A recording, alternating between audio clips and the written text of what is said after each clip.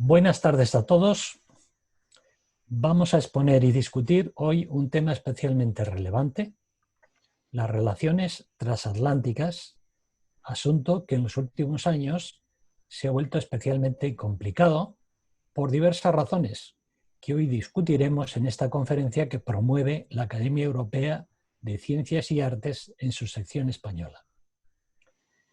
Tenemos como invitado principal a Enrique Fojón, un ilustre militar y pensador sobre asuntos estratégicos que inciden en la nueva reconfiguración del sistema mundial y que afectan a España en particular.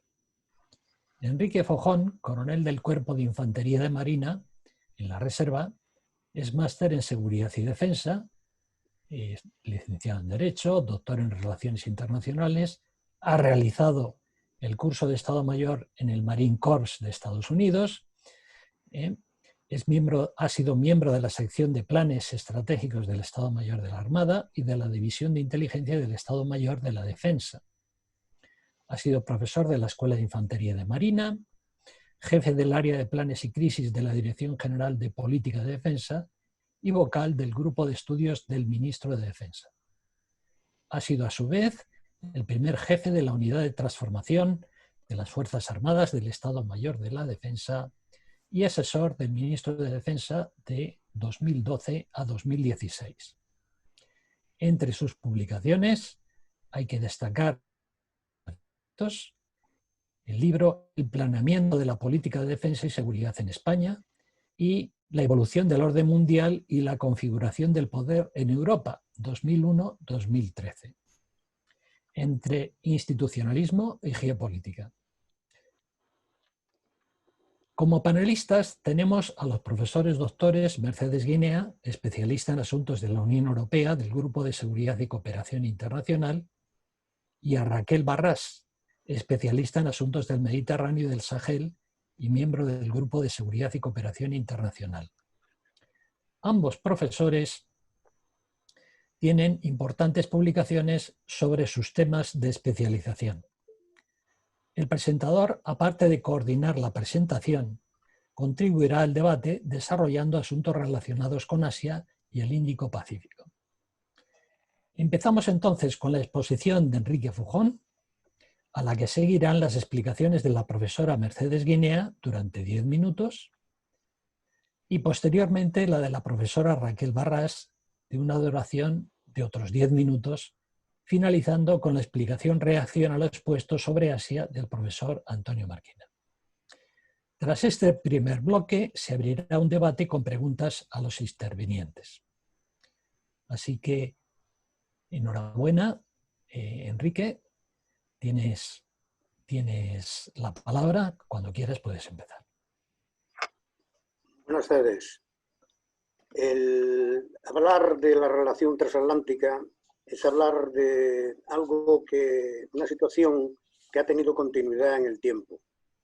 No vamos a ir muy atrás, sino nos vamos a fijar en el comienzo de la Segunda Guerra Mundial, hacer un pequeño resumen y entrar en cómo está ahora. Esta relación es de carácter estratégico y es la que ha habido del norte de América, concretamente Canadá y Estados Unidos, con los estados de la península europea, a lo largo de la historia reciente. Se ha manifestado de muchas maneras. La primera manera es en el año 39, digo de la época esta moderna, cuando se inicia lo que se llama la Batalla del Atlántico, que es una batalla que dura desde septiembre del 39 a abril del 45, y es la materialización de la ayuda, de la libertad de acción para la ayuda desde Norteamérica a los estados europeos. Cuando termina la Segunda Guerra Mundial, pues se crea una nueva situación que se ha llamado la Guerra Fría, y este nombre tiene sus consecuencias, como tiene toda la vida. Podía haberse titulado La Paz Caliente y hubiera sido lo mismo, porque es una metáfora. Y se crea una situación en la cual los Estados Unidos tienen que ayudar a los países europeos, sobre todo de la Europa occidental, para que la Unión Soviética no se expandiese. Esto se materializa en dos acciones importantes. Una de ellas es el mantenimiento de la presencia militar americana en Europa, y la otra es el hecho de hacer una ayuda material para la supervivencia y la reconstrucción de Europa Occidental. Se manifiesta la primera cuestión estratégica en dos hechos. Una, que es el más importante, que hay que librar a la Europa Occidental del dominio soviético, porque de eso afecta primeramente a la seguridad de Estados Unidos. Estados Unidos, para su seguridad es muy importante que los aliados estén en el otro lado del Atlántico, en el lado europeo. A esto se llega con un tratado, el Tratado del Atlántico Norte, en el año 49, que tiene su materialización en un instrumento para llevar a cabo el tratado, que es la Organización del Tratado del Atlántico Norte.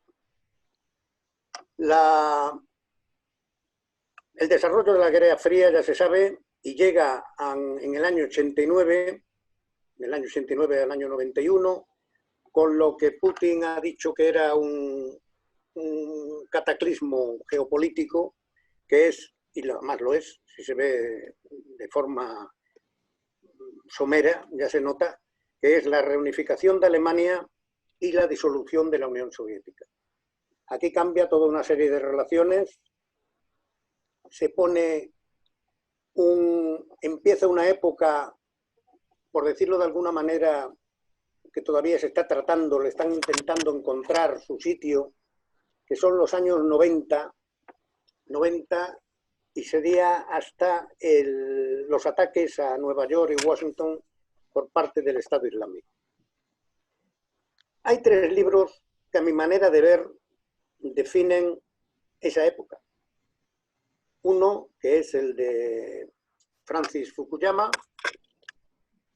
El fin de la historia, que se pone en un acto de chialismo, de milenarismo, de utopía, de generalidad, que dice que el mundo tiene que estar gobernado por un régimen democrático y tiene que haber una sola economía.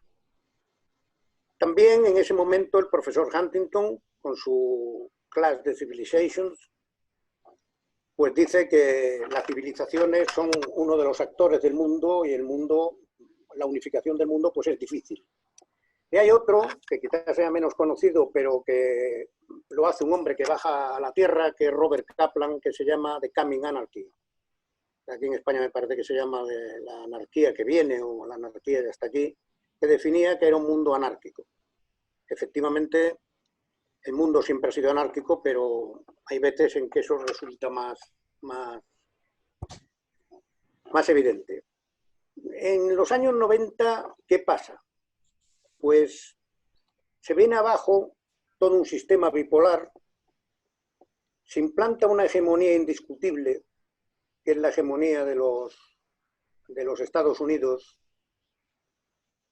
y se da pie a una especie de, como he dicho antes, de utopía. Yo no entro ni salgo en que si fue bueno o si fue malo, porque no es mi deber, sino analizar realidades. O sea, la firma del Tratado de Maastricht crea un nuevo proyecto, que es el proyecto europeo, siempre de contornos difusos, y se produce un hecho que es material, que la OTAN se va ampliando al este de Europa, y a continuación esa ampliación en gran parte ingresa a la Unión Europea. Esto puede verse desde muchos puntos de vista. Por ejemplo, Alemania favorece esa ampliación hasta que llega un momento en que se encuentra cómoda, tiene un buffer en el este, y dice, hasta ahí hemos llegado, ¿no?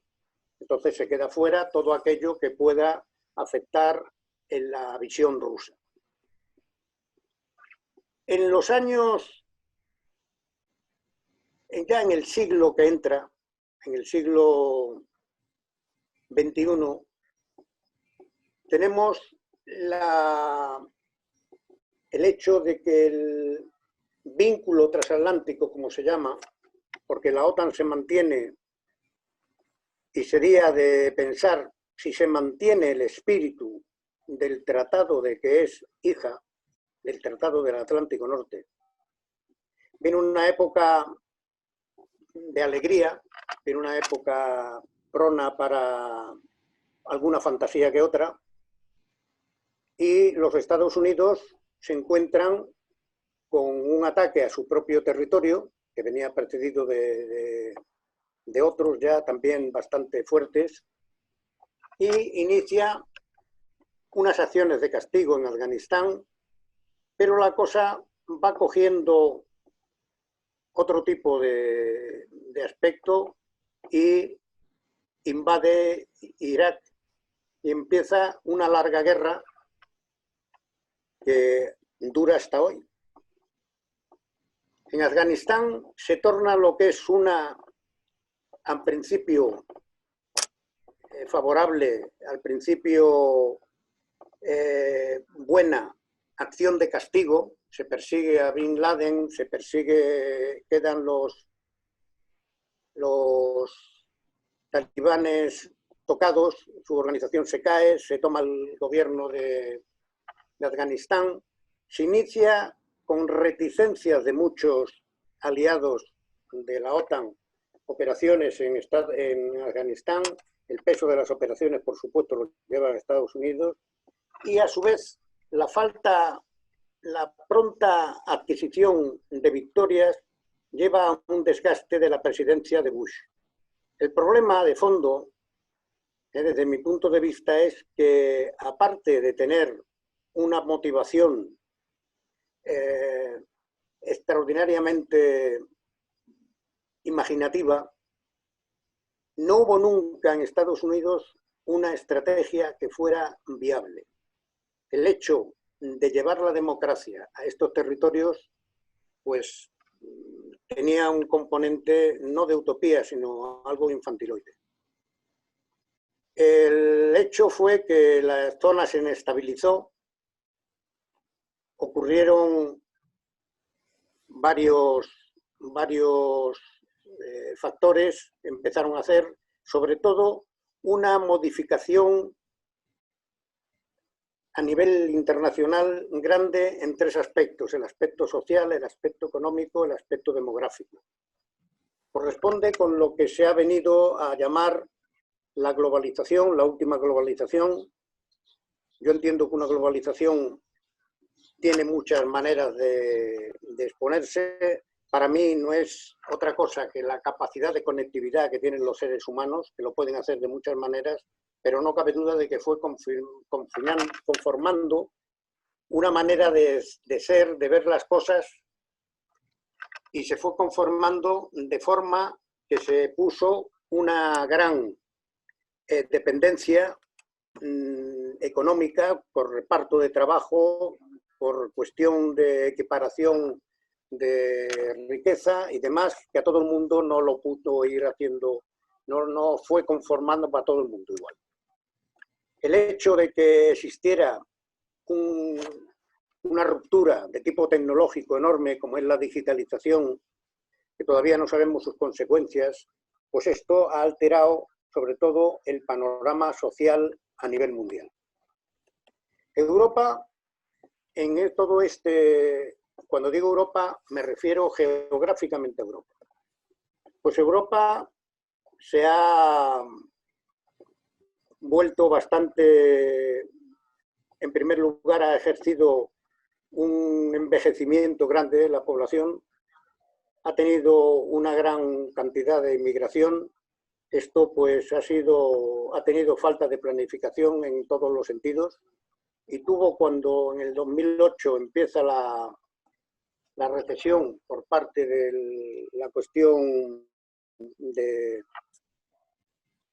de las hipotecas en Estados Unidos y después ya viene de la crisis del euro y demás, Europa, el proyecto europeo empieza a desconformarse un poco. El hecho geopolítico es que durante tanto tiempo de guerra, estoy hablando desde octubre del 2001 hasta la actualidad, en el año 2013 aproximadamente con Obama empieza a desdibujarse lo que es los efectos de la guerra. Entonces, hay un hecho muy importante que es toda la zona de inestabilidad por la guerra que va desde el norte de África, desde el Magreb hasta el Hindukush. Y una de las grandes perjudicadas es Europa. Europa hoy, desde el punto de vista geopolítico, tiene desde el Ártico aproximadamente al Mar Negro un frente que es la inestabilidad de la relación con Rusia. Tiene toda la parte de Levante, que es un campo de batalla. Y tiene todo el norte de África presionado desde abajo por fuerzas demográficas y económicas, o falta de ellas, desde el Sahel, que es de gran importancia. Y hoy el Mediterráneo es un espacio militarizado. O sea, lo veamos como lo veamos. ¿Y qué tiene Europa ahora mismo? Su retaguardia. Su retaguardia la tiene en la zona atlántica. O sea, que con todo lo que ha pasado, que no voy a entrar en detalles porque tampoco tengo tiempo para eso, de cómo se ha ido deteriorando, que quién ponía el dinero para irse, para tener la defensa que sea disuasoria, cómo son los aliados, el Brexit, la acción de Turquía, todo ese tema, la realidad ahora mismo es que Europa está rodeada de inestabilidad geográficamente, menos una parte que es la que enlaza con el Atlántico. O sea, que el apoyo de Atlántico es necesario desde el punto de vista geopolítico de Europa.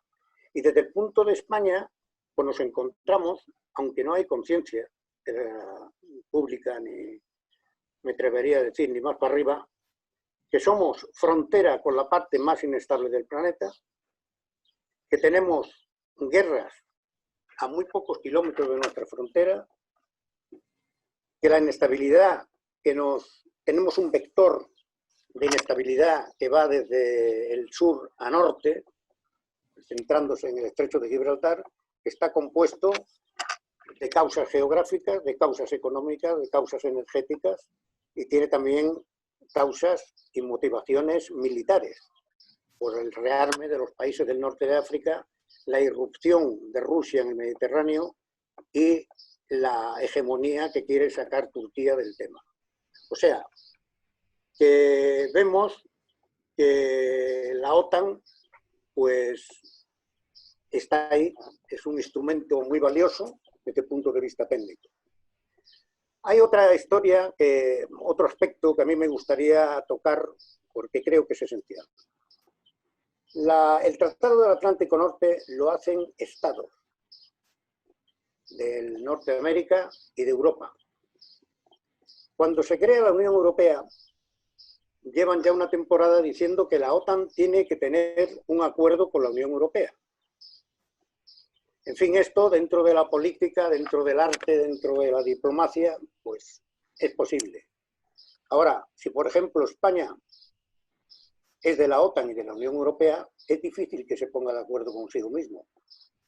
O sea, se plantean temas como que ahora la OTAN, si llegamos a ese aspecto, estaría por un lado la Unión Europea y por otro Estados Unidos y por otro los estados de la Unión Europea que parten de la OTAN y estados de la Unión Europea que no son de la OTAN y alguno es neutral.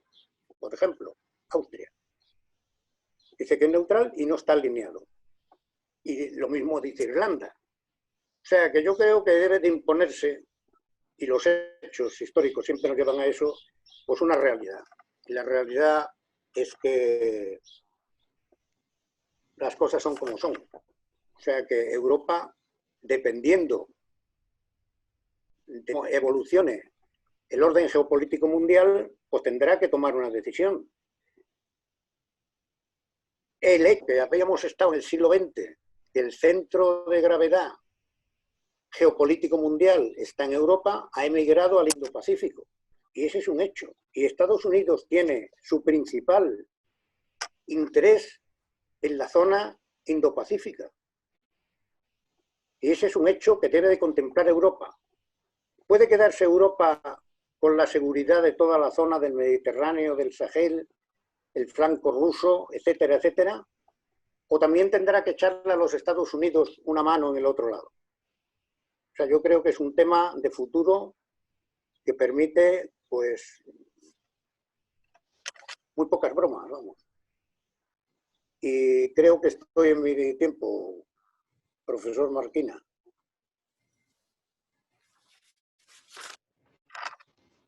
Muy bien. Vamos entonces ahora, has presentado un poco la evolución de las relaciones transatlánticas, teniendo en cuenta los aspectos históricos desde la creación de la OTAN, los acontecimientos más importantes que han conducido a la situación actual, y has finalizado explicando realmente lo nuevo, no solamente el tema de la periferia europea y sus complicaciones, sino también el nuevo escenario que se abre dada la importancia y el centro de gravedad que gira crecientemente hacia el Índico-Pacífico. Bueno, vamos a ver cómo reaccionan nuestros acompañantes y ponentes y vamos a dar la palabra a Mercedes Guinea para que nos diga cómo ve ella también el tema de las relaciones entre la Unión Europea, la OTAN, los Estados Unidos, etc. Tienes la palabra, Mercedes. Muchas gracias. Buenas tardes a todos. Quiero en primer lugar agradecer a la Academia Europea la invitación para poder participar en este debate tan vivo y interesante. Y en primer lugar quiero felicitar a aquel que puso el título, que imagino que serías tú, Antonio. La relación transatlántica, un compromiso evanescente. Creo que es un título magnífico porque nos va a permitir establecer una metáfora para abordar esta cuestión de una manera, yo creo que simple y atractiva, ¿no? No solamente la relación mutua Estados Unidos-Unión Europea, que es a lo que yo voy a reducir la radical, a la relación Estados Unidos-Unión Europea, y además en este momento centrada desde la perspectiva Unión Europea. No solo esta ha sido la relación, una relación que yo diría que está sobre todo desde sus orígenes fundamentada en valores e intereses que se compartían y una visión del mundo que también se compartía. ¿Los valores cuáles eran? La democracia, los derechos humanos e incluso la noción de libertad trasladada también a las relaciones económicas, al comercio internacional, el libre comercio. Los intereses, pues la cuestión de la protección de Europa Occidental, que acaba de explicar el señor Fojón fantásticamente, y también la ganancia mutua que tenía el incrementar el comercio entre las dos partes. Y la visión del mundo oscilaba sobre todo en torno a construir lo que se llamó en la época un nuevo orden mundial, a partir del multilateralismo, la generación de organizaciones internacionales y el imperio del derecho internacional. Y claro, estos tres pilares o estos tres fundamentos de la relación transatlántica podemos ver que hoy día están en cuestionamiento. Los valores, la libertad de la democracia, yo creo que los seguimos compartiendo. El único problema es que tradicionalmente Estados Unidos en su política exterior también intentaba exportarlos al exterior y en este momento ha decidido que eso ya no le importa. Quizá por esa toma de realidad del fracaso de las dos últimas décadas que ha explicado muy bien el señor Fojón. Intereses, yo creo que estos perviven. Hay que recordar que aunque el foco estratégico político se haya girado hacia el Indo-Pacífico, todavía el área de intercambio económico más rica, es decir, el mercado más rico de todo el planeta es el transatlántico. Los intercambios en términos de comercio, inversiones y servicios entre Europa Occidental y América, pero sobre todo Estados Unidos. Y creo que esto, que al fin y al cabo son las cosas de comer, pues también permiten analizar estas relaciones de una manera más completa. ¿Y qué ocurre con la visión de la Organización del Mundo? Pues que esto también ha caído en picado. Ya Estados Unidos, especialmente desde Trump, no es multilateralista, es unilateralista y además proteccionista, y sobre todo ve todas las relaciones, especialmente las económicas comerciales, como un juego de suma cero. Es decir, que tienen que ganar dando un puñetazo en la mesa y utilizando toda su fuerza internacional. Discutamos el tema que discutamos.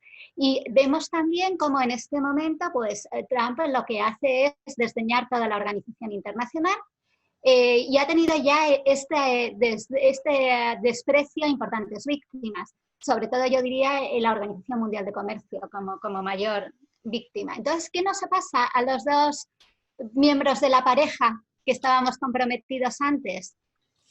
Pues que posiblemente todavía pervive algún interés, pero cada vez nuestra manera de ver el mundo y cada vez nuestra forma de relacionarnos con terceros es más diferente. Hace esta relación mucho más compleja, ¿no? Mucho más completa.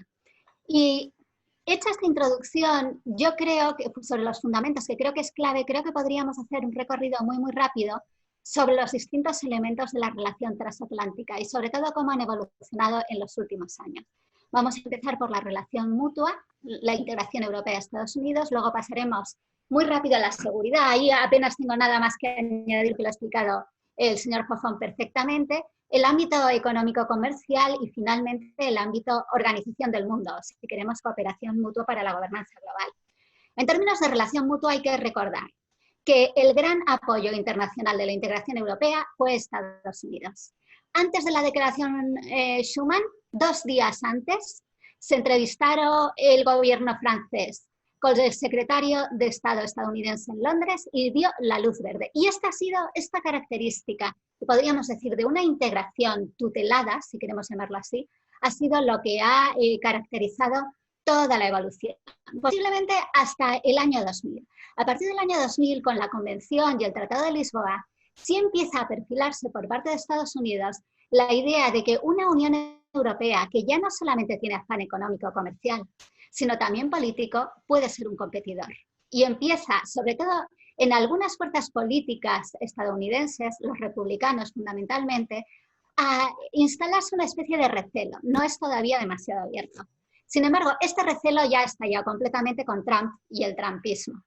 Trump es el primero que da la espalda completamente a la integración europea, dice que la Unión Europea es el enemigo de Estados Unidos y que se ha creado para destrozar a Estados Unidos y abusar de Estados Unidos. Estas son manifestaciones literales.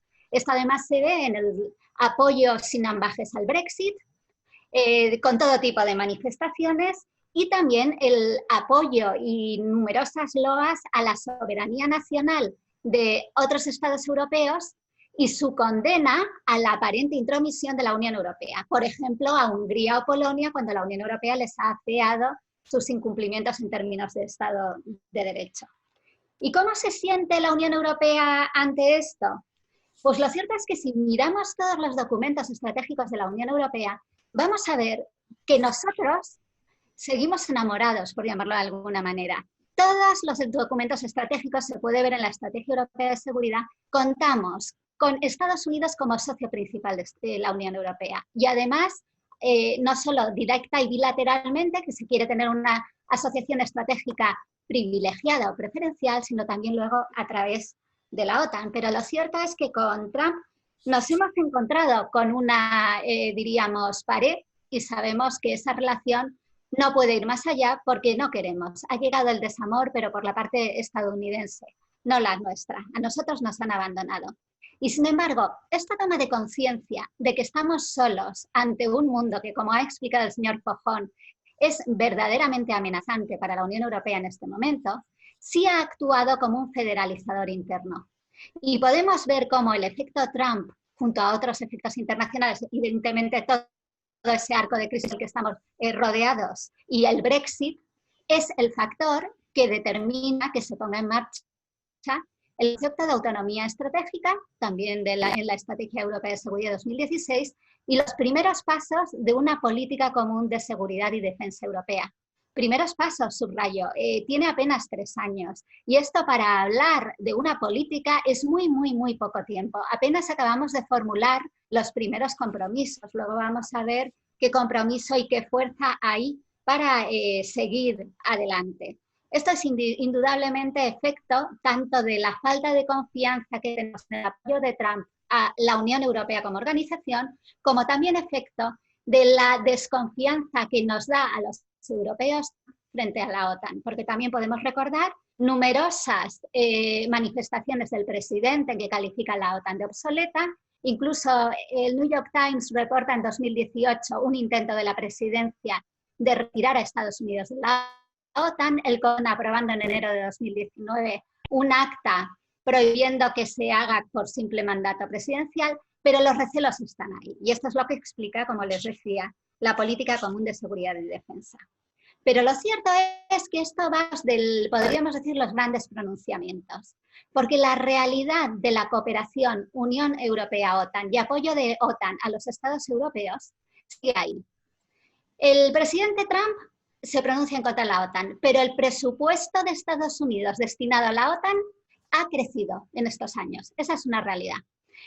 Los europeos nos sentimos desprovistos, pero tenemos operaciones contra Rusia de policía aérea en los Bálticos o en Polonia que están fundamentalmente apoyadas y financiadas por Estados Unidos. Esa es otra realidad.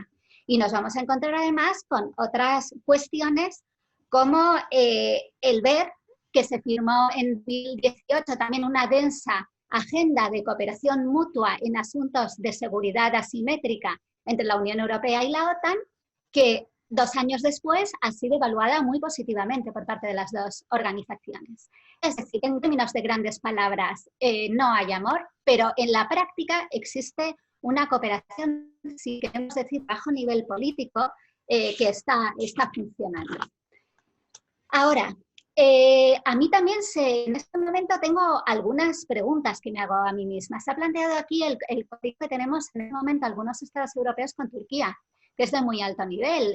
Se están produciendo extracciones para buscar recursos naturales por parte de Turquía en aguas territoriales griegas y chipriotas. Estos países han pedido la asistencia de la Unión Europea, pero hay que recordar que Grecia y Turquía son también miembros de la OTAN. No sabemos aquí OTAN, Unión Europea y conflicto con Turquía, que ha sido un socio tradicional, cómo se puede articular, ¿no? Sabiendo además que Turquía tiene contra nosotros la fuerte herramienta de los refugiados de Oriente Medio que controla y protegen sus fronteras para que no salten a Europa, que ese es un tema muy, muy complejo. En las relaciones económicas y comerciales, en 2016 queríamos haber firmado un tratado de libre comercio con Estados Unidos. Iba a ser el más profundo, más denso y sobre todo, no solamente importante por este mercado que les digo que es el más denso de todo el planeta, sino sobre todo por la capacidad de estandarización que tenía para fijar unos marcos para el resto de relaciones comerciales globales. Desde el punto de vista regulatorio, esta era la gran operación. En ese sentido, no sé si han leído ustedes un libro que está hoy día muy de moda, El efecto Bruselas, pues iba a ser un gran avance del efecto Bruselas. La cuestión es que bajo Obama ya fracasan las conversaciones, porque lo cierto es que en términos de valores y de organización jurídica, Estados Unidos y Unión Europea están muy, muy lejos.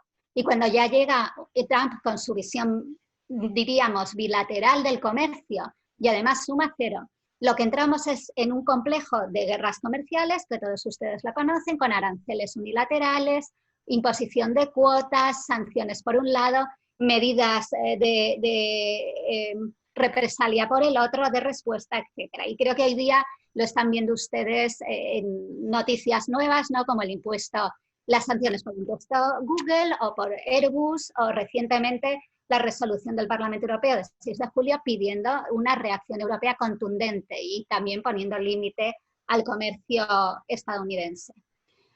Aquí hubo en un inicio intentos por la parte europea de restaurar y la confianza y volver a establecer un marco de relaciones fluido.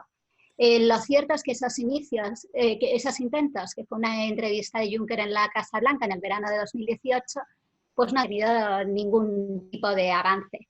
Y sin embargo, a pesar otra vez de esta retórica, de estos aranceles y este problema, si miramos los números globales del comercio atlántico, no han disminuido significativamente. Sí van a disminuir mucho ahora por el Brexit, pero todavía no tenemos los números, porque el Brexit existe solamente desde el 1 de febrero de este año, ¿no? Pero eso sí va a ser una reducción sustancial del comercio bilateral. Y en términos de comercio multilateral, ya les he dicho antes, aquí la gran guerra es en torno a la Organización Mundial de Comercio, cuyo órgano de solución de diferencias no funciona ya desde diciembre de 2019, por boicot directo de Estados Unidos, que Trump defiende que este órgano sistemáticamente ha producido todo tipo de resoluciones contrarias a los intereses estadounidenses y que esto no se debe y no se puede permitir. ¿Cómo ha reaccionado la Unión Europea? Con una serie de propuestas de reforma de 2018 que han sido infructuosas porque nadie les ha hecho caso, y lo que sí está en este momento es intentando salvar algunos marcos jurídicos para el comercio multilateral a través de elementos de minilateralismo. Como la Unión Europea tiene una amplísima red de relaciones comerciales, son más o menos unos 124 acuerdos de libre comercio o preferenciales de comercio, con estos estados lo que quiere es generar una especie de mini red en que rescate todo lo que se pueda de la Organización Mundial de Comercio e incluso pensar su propio sistema de resolución de diferencias. Pero por el momento está verde, no sabemos qué éxito puede tener. Y finalmente, en términos de gobernanza global, ¿cómo estamos? Pues la llegada de Trump tuvo desde luego la ruptura de algunos de los grandes marcos de cooperación multilateral que se habían fijado entre la Unión Europea y la administración Obama. El Acuerdo de París de Cambio Climático, del cual Estados Unidos se retira, el Acuerdo de No Proliferación con Irán, por ejemplo, también las tesis en torno a la solución del conflicto palestino-israelí, pero también hay que decir que ha habido algunas áreas en las cuales se ha cooperado. Por ejemplo, en la política contra Rusia como consecuencia del conflicto ucraniano o también en materia de los Balcanes occidentales. Luego, aquí tampoco tenemos un mapa totalmente nítido de ruptura total, sino que ha habido puntos también de cooperación. Y podemos preguntarnos por último, y en materia de cooperación internacional contra la lucha contra la pandemia, con la COVID-19, pues lo cierto es que la Unión Europea ha liderado la poca cooperación internacional que se ha puesto en marcha hasta este momento.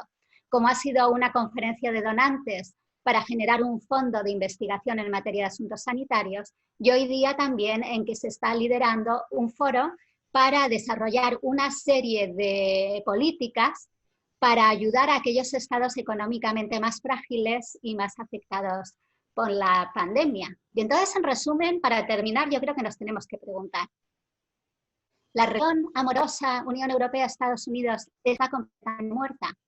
Yo diría que no. Que existe una densa red de intereses subyacentes y como hemos visto en algunas áreas, aunque el choque es frontal, sí hay áreas de cooperación por interés mutuo y son esos intereses subyacentes los que mantienen a flote la relación. Hay algunos que piensan que en noviembre puede cambiar la presidencia y podemos volver a tener una presidencia demócrata. Podemos preguntarnos, ¿una presidencia demócrata cambiaría la relación y volveríamos a una especie de luna de miel? Yo diría que tampoco, porque lo cierto es que tampoco ha sido una ruptura completa, sino que ha cristalizado tendencias que ya se veían atisbando. Como ha explicado el señor Fojón muy bien, el giro hacia el Pacífico, pero también, por ejemplo, la cuestión de exigir de los europeos una mayor contribución a la OTAN o la cuestión, como decíamos antes, del fracaso de la negociación comercial, que fue con Obama, no fue con Trump. Con Trump simplemente no se ha abierto. Luego, esas tendencias estructurales o sistémicas no se van a revertir completamente. Sí se podrían revertir algunas, como sería la política internacional contra el cambio climático, que ahí los demócratas son más favorables, o a lo mejor conflictos como el palestino-israelí, etc. Y podemos preguntarnos finalmente, ¿el Brexit incrementará o reducirá la buena salud de la relación transatlántica? Yo creo, porque claro, siempre hemos sostenido que el Reino Unido era el caballo de Troya de Estados Unidos dentro de la integración, ¿no? Yo creo que por una parte el Brexit, como también nos ha debilitado mucho a los europeos, hemos recortado un 15% nuestro Producto Interior Bruto, es también un federalizador interno. Nos está haciendo unirnos más, pero posiblemente en lo que es la relación transatlántica va a ser un elemento de reducción de la cooperación. Por ejemplo, a los que saben de cooperación antiterrorista les preocupa mucho que se haya ido el Reino Unido, porque el Reino Unido era el punto de contacto de cooperación en materia de inteligencia entre la Unión Europea y Estados Unidos en materia de lucha antiterrorista. Y esto preocupa mucho y claro, es ahí también un nuevo, diríamos, tejido que tenemos que tejer directamente para encontrar esos cauces de cooperación. Entonces, ¿el compromiso evanescente? Pues yo creo que mayoritariamente sí, pero todavía queda algo de compromiso. Muchas gracias. Bueno, muchas gracias, Mercedes, por tu exposición, que ha hecho un amplio recorrido, explicando el tema de, inicialmente, la creación de la PES, lo que ha significado en función del recelo que va a empezar a crear en los Estados Unidos y que culmina con la presidencia de Trump. Después el tema de la falta de cooperación o ya las divergencias en temas económicos, en el tema de gobernanza global, pero aún así has enfatizado que existen relaciones pragmáticas, por ejemplo, en el tema de la cooperación en la OTAN, cómo se ha incrementado el presupuesto, etc. Lo cual no obvia indicar que existen muchos factores en este momento que inducen a repensar lo que tiene que ser esta relación transatlántica, que en el fondo y en la forma, la relación transatlántica es lo que hace que el mundo occidental sea el mundo occidental. Sin esto el mundo occidental sería otra cosa. Y entonces por eso tiene su importancia y desde luego el tema de la evanescencia pues es una realidad. Bueno, volveremos sobre esto y en cualquier caso ahora vamos a dar paso a la profesora Raquel Barras para que nos haga algunos comentarios de cómo ve ella la situación en el Mediterráneo, el tema precisamente es lo que más nos afecta, y en consecuencia cómo ve ella la relación transatlántica y el tema de nuestro vecindario. Adelante. Pues muchísimas gracias, buenas tardes a todos por conectaros y quería agradecer también a la Academia Europea por la invitación y por supuesto al profesor Marquina por haber decidido contar conmigo, a mis predecesores también, a Fujón y a la profesora Mercedes Guinea, pues por sus exposiciones. Y voy a intentar, pues utilizando un poco estos símiles, sobre todo el de la relación amorosa que ha utilizado la profesora Guinea, explicar, a lo mejor centrándolo en el norte de África, Sahel, el Mediterráneo, explicar esa relación amorosa como un caso práctico, ¿no? en esta zona geográfica. Por hacer también ese mínimo recorrido histórico y simplemente para centrarnos, el Mediterráneo siempre ha sido, dentro de lo que es la OTAN, una zona, un teatro de operaciones secundario. La OTAN se crea para hacer frente al enemigo de la Unión Soviética, como bien ha explicado el profesor Fojón, con lo cual el frente del este o el escenario del teatro del este siempre ha sido el teatro principal.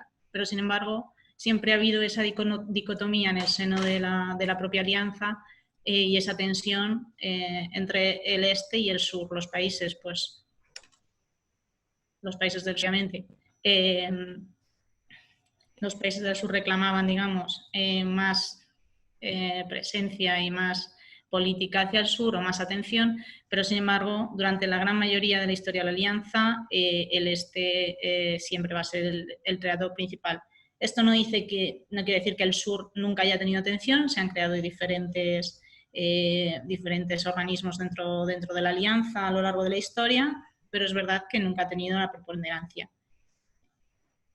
También ahora se puede decir que de un tiempo a esta parte sí que el sur ha ido llamando más atención debido principalmente pues, a lo que ocurría allí, a la ebullición de cuestiones de las que voy a hablar ahora. Tanto el Mediterráneo como el norte de África, pues la serie de cambios que se han producido, las mal llamadas primaveras árabes, ponen, ¿no? el punto o el foco en esta región. Esta región, como sabemos, es muy compleja, es muy amplia de abarcar, porque al final nos referimos norte de África, Sahel, el gran Mediterráneo que, ¿no? Habla la política norteamericana, lo que ahora hemos empezado a denominar el Gran Magreb, ¿no? El Gran flanco sur, que ya abarca desde el norte de África hasta el Sahel, pero es que baja llegando hasta África Occidental y cogiendo parte del Cuerno de África. ¿Por qué? Porque nos encontramos las mismas dinámicas de seguridad en todas esas regiones, con, por supuesto, diferencias, pero presencia e incremento de las amenazas yihadistas en estas regiones, amplios conglomerados del crimen organizado transnacional operando libremente, ¿no? Muchas veces en muchas publicaciones vemos esa, ¿no? El Sahel, el Gran Sahel es un safe haven, ¿no? Tanto para los terroristas como para el crimen organizado. Y luego, junto a todo esto, son unos estados que no los vamos a llamar estados fallidos, pero sí los vamos a llamar estados débiles, que no tienen una estructura fuerte. Pues nos podemos poner a pensar en Mali y todas las situaciones que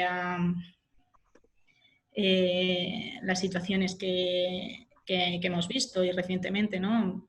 Que sigue habiendo violencia a pesar de todos los esfuerzos. Y como Mali podemos hablar, por ejemplo, de la triple frontera, que cada vez, ¿no? Mali con Burkina Faso y Níger, y son países que, como digo, tienen poca estructura estatal, muchos grupos variados de población que además no se sienten identificados con el Estado, lo cual esto también debilita pues, las propias dinámicas de seguridad.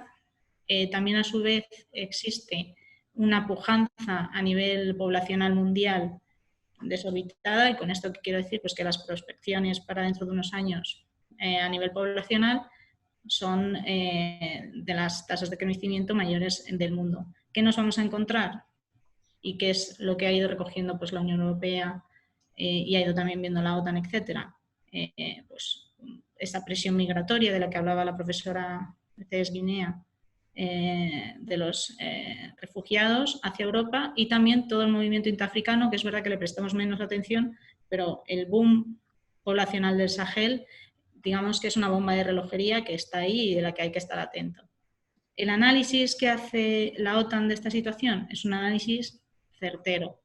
Es verdad que a la hora de abordar los problemas, y siguiendo el símil de la relación de pareja, podemos decir que Estados Unidos tiene un punto de inflexión que será Libia en el año 2011. Esa intervención de Estados Unidos, de la OTAN, inicialmente es muy bien vista por parte de Estados Unidos, del propio Obama, y posteriormente la crítica mayor y el desencanto viene porque pues, quiere decir que la OTAN, que los Estados europeos, que deberían ser los principales garantes de esas cuestiones, porque les va la seguridad en ello, ni siquiera se preocupan tanto como el propio Estados Unidos. Y entonces ahí sería, no vamos a decir engaño, pero sí un punto de desconexión dentro de la relación esta, matrimonial, digamos, Estados Unidos-Unión Europea. A su vez que nos encontramos en la Unión Europea, pues una diferencia y una disparidad de intereses. Muchos países, todos los países del este,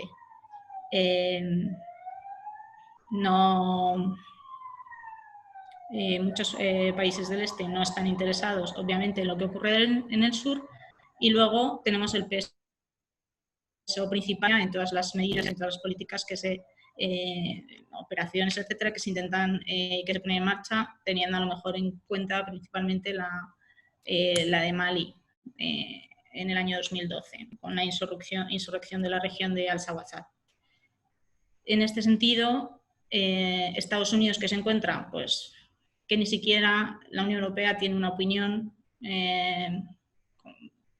conjunta, una visión cohesionada respecto de lo que hacer en esa zona en concreto, ¿no? En Norte de África y el Sahel. Y esa disparidad de intereses, además, digamos, tiene una dinámica que es ver qué están haciendo sus principales competidores, los principales competidores de Estados Unidos, que serían Rusia y China en la región, y vemos que tanto Rusia, a través de acuerdos bilaterales con diferentes países, y quizá uno de los más importantes sea toda la cooperación que está empezando a tener, o que de un tiempo a esta parte, sobre todo con Egipto, que es un aliado estratégico de Estados Unidos, y entonces Estados Unidos ahí sí que ve preocupar sus intereses que mantenía totalmente fijos y estables durante mucho tiempo. En el caso de China ocurre lo mismo.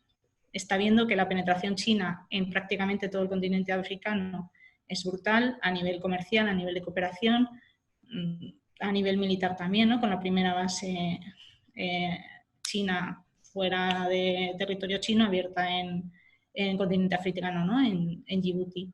Entonces, Estados Unidos ve que se encuentra encorsetado, por así decirlo, con todos los mecanismos de cooperación o multilaterales que ha ido firmando a lo largo de este exitoso matrimonio que ha mantenido al cabo de los años. Mientras que sus principales competidores, esto es verdad que así lo veo yo, Rusia y China mantienen unos acuerdos bilaterales que les permite ser mucho más dinámicos a la hora de tratar con los países y les permite, por supuesto, afianzar también sus intereses de una manera más fácil, porque no tienen que contar con nadie más y además en muchos casos no están encorsetados ni por estas organizaciones multinivel y tampoco por otro tipo de acuerdos que directamente no habían firmado. Entonces, en este sentido, Estados Unidos, en esta región en concreto, tanto Oriente Medio como el norte de África, el Sahel, sí que va a entender que de cara a sus intereses quizá lo más inteligente sea pues no ir en pareja y a lo mejor ir solo para afianzar sus intereses en este sentido. Siempre viendo pues, la manera de proceder y de actuar que está teniendo tanto China como Rusia en la región. Y en este sentido, la presencia de Estados Unidos, también muchas veces se dice, ha disminuido en África.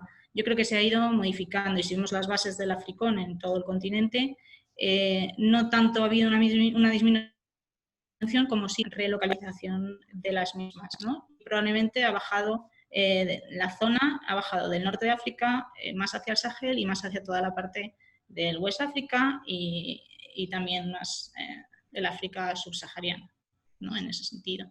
Entonces, con estos cambios, yo sí que creo que Estados Unidos lo que pretende es, bueno, si no me sirve, al final de eso se tratan las alianzas, ¿no? Si esto ya no me funciona, a lo mejor, como ha dicho la profesora Mercedes, sí que puede ser muy interesante mantenerlo en otros ámbitos y de facto las mantiene en la región del norte de África y de África del Mediterráneo, sí que tiene una prioridad, que es la lucha contra el terrorismo, y ahí cualquiera que les pueda ayudar pues serán bienvenidos, pero en otros temas sí que va a preferir no ir de la mano de nadie. Muy bien.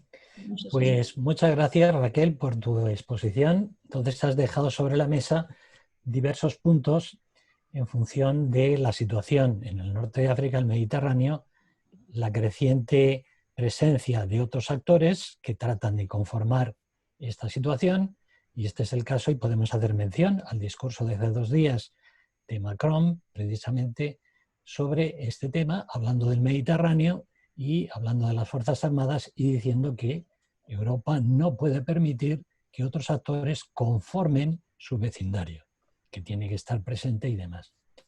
Entonces, estos cambios son importantes en función de que, claro, la posición de Estados Unidos es una posición complicada en el Mediterráneo en función de la falta de Unión Europea, la falta de una cultura estratégica común, la falta de una percepción de amenazas común y demás. Y este es el punto más débil, sin duda ninguna, de la política exterior y de seguridad europea.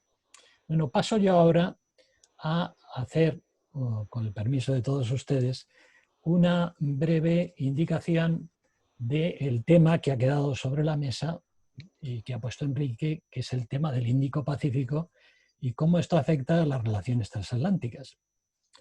Vamos a ver, podemos decir 2 cosas. Si partimos desde los planteamientos de la OTAN, pues vamos a tener una visión sencillamente diferenciada y nueva de lo que puede estar ocurriendo y tendría que ocurrir. Y digo tendría. Si partimos de los planteamientos de la Unión Europea y cómo ve el tema de Asia-Pacífico y la relación transatlántica y los intereses y políticas de Estados Unidos, pues podemos tener también otro escenario y otra visión de las cosas. Vamos a partir de cómo se ve desde la Alianza Atlántica el tema de China, qué cambios ha habido. Indiscutiblemente, el tema de China no entra dentro de los límites establecidos por el Tratado del Atlántico Norte. Pero indiscutiblemente también hay que decir que el tema de China pues, ha empezado a aparecer en función de dos cosas. Tímidamente, de una forma indirecta, en la época Obama. Obama pide, y es esencialmente lo que pide, es el incremento de presupuestos militares de los países europeos. Entonces habla de los free riders y todo aquello, recordemos, a partir del año 2014-2015. Y en consecuencia, ¿qué es lo que se pretendía entonces? Lo que se pretendía con esto es que los países europeos asumieran progresivamente las funciones de su defensa, sus compromisos de defensa, de tal forma que Estados Unidos se sintiera más libre, tuviera más medios, más capacidades para afrontar los desafíos que empezaban a aparecer de forma ya importante en Asia-Pacífico, que es la política del pivot to Asia o del rebalance. Este es el primer paso que hay que tener en cuenta, es decir, esto se hace en función de Asia, esencialmente. En segundo lugar, lo que tenemos ya con la administración Trump, a partir del año 2017, es que Mattis, precisamente el secretario de Defensa, habla de que es importante para el vínculo transatlántico, pues incrementar la capacidad de los aliados para afrontar el tema de China. Ya lo hace de una forma directa. El vínculo transatlántico implica que hay que afrontar este reto de forma conjunta. Bueno, y entonces aquí viene lo que después progresivamente ha tenido lugar en la última cumbre de la OTAN, y donde se ha hablado pues, precisamente de afrontar la creciente influencia y las políticas internacionales de China con sus oportunidades y sus desafíos.